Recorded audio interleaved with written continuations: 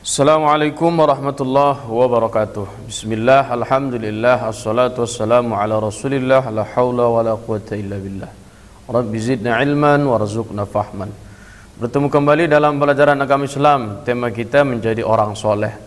Orang soleh artinya orang yang baik dan benar menurut agama Islam. Adapun materi pembelajaran kita yang termasuk cakupan orang yang soleh adalah jujur disayang Allah, hormat kepada orang tua dan guru, saling menghargai, dan yang terakhir adalah latihan. Anda yang punya buku silahkan buka bukunya halaman 27 sampai 36. Anak jujur disayang Allah. Jujur artinya sesuai antara ucapan dan perbuatan. Ketika kenyataannya A dikatakan B, maka dia tidak lagi jujur tapi sudah berbohong. Jujur dibagi tiga. Yang pertama, jujur kepada diri sendiri. Ini yang susah. Yang kedua, jujur kepada orang lain. Dan yang ketiga, jujur dengan Allah. Ketika jujur yang tiga ini sudah kita kuasai, sudah menjadi sifat, maka kita termasuk orang yang soleh atau anak yang soleh. Karena jujur ini termasuk sifat Nabi yang 4. Siddiq, amanah, tabligh, fatonah. Siddiq artinya benar, amanah bisa dipercaya, tabligh menyampaikan, fatonah artinya cerdas. B. Hormat kepada orang tua dan guru. Orang tua ialah orang yang melahirkan kita dan memberikan kita nafkah sehingga kita bisa hidup sampai sekarang melalui nafkah yang diberikan orang tua kita. Itu orang tua. Orang tua kita ialah orang yang melahirkan kita, membesarkan kita, menjaga, merawat kita. Itu orang tua. Kalau guru adalah orang yang berjasa memberikan kita pelajaran dan mengajarkan kita ilmu pengetahuan. Itu guru. Di dalam Al-Quran, di dalam surah Al-Isra, ini salah, bukan Ira ya, Al-Isra. Wa qadara rabbuka alla ta'budu illa iyyahu wa bil walidaini ihsana. Dan Tuhanmu telah memerintahkan supaya kamu jangan menyembah kepada selain Allah, dan hendaklah kamu berbaik kepada ibu bapakmu dengan sebaik-baiknya. Namanya birrul walidain. Hormat kepada orang tua, taat kepada orang tua dalam Al-Quran disebut birrul walidain. Nah, bagaimana cara kita berbakti kepada orang tua? Yang pertama, mendoakannya. Rabbighfirli wali walidayya warhamhuma kama rabbayani shaghira. Mendoakan orang tua kita minimalnya 5 kali sehari semalam. Habis sholat doakan orang tua. Yang kedua, mentaati perintahnya. Bagaimana mentaati perintahnya? Ketika orang tua kita menyuruh kepada kebaikan, maka laksanakanlah. Kapan kita tidak harus mentaati perintah orang tua? Ketika orang tua kita menyuruh kepada hal yang dilarang oleh Allah. Tapi jarang orang tua menyuruh anaknya untuk melaksanakan apa yang menjadi larangan Allah. Yang ketiga, menjaga nama baiknya.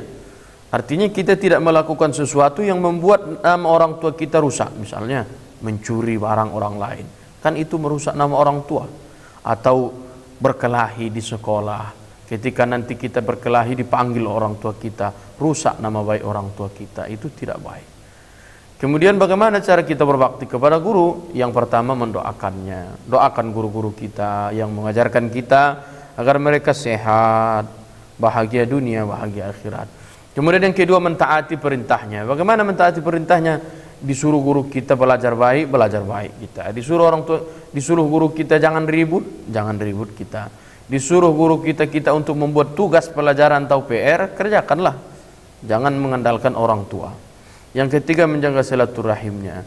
Ketika kita sudah selesai sekolah, baik di tingkat TK, SD, SMP, dan lain sebagainya sampai kuliah, maka tetap jaga silaturahim dengan guru kita. Ketika bertemu di jalan, salam. Ketika kita mendengar mereka lagi sakit, jenguklah. Ketika kita mendengar mereka kesusahan, kalau bisa bantulah. Itu adalah bukti kita berbakti kepada guru kita. Karena guru kita mengajarkan kita ilmu, baru tahu kita mana yang baik, mana yang buruk. Nah, ini tadi untuk doa orang tua.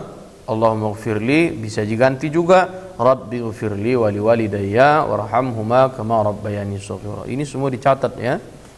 Nah, C, saling menghargai. Bagaimana buktinya kita saling menghargai? Satu, menghargai keyakinan orang lain. Kita kan berbeda keyakinan, berbeda agama, berbeda pemahaman.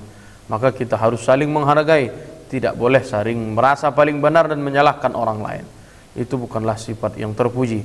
Menghargai keyakinan orang lain bukan berarti kita harus masuk ke dalam ajaran mereka, tidak, atau ke dalam pemahaman mereka, tidak. Cukup kita tidak mengganggu mereka, tidak mengusik mereka, tidak menjelek-jelekkan mereka. Itu sudah termasuk menghargai keyakinan orang lain. Baik dalam pemahaman yang berbeda agama, sudah pasti dalam agama sudah banyak juga perbedaannya. Maka besarkan hati menerima perbedaan agar tidak terjadi pertikaian, perpecahan. Yang kedua, menghargai pilihan orang lain. Ini biasanya dalam konteksnya pemilihan. Nah, misalnya pemilihan RT, pemilihan ketua kelas, pemilihan ketua OSIS. Ketika pilihan kita berbeda dengan orang lain, ya hormatilah, menghargai, tidak menjelekkan. Ketika kita kalah, jangan menjelekkan orang lain. Yang ketiga, menghargai pendapat orang lain. Ketika kita bermusyawarah, bermufakat, ketika ternyata pendapat kita berbeda dengan orang lain, berbesar hatilah menerima perbedaan pendapat, agar kita merasa tidak termasuk orang yang keras kepala atau egois. Orang-orang yang menghargai pendapat orang lain, maka orang lain juga akan menghargai pendapat kita. Yang selanjutnya adalah latihan. Silahkan Ananda buka soal di halaman 34. Ananda salin ke catatan jawabannya. Itu saja, mudah-mudahan bisa dipahami. Assalamualaikum warahmatullahi wabarakatuh.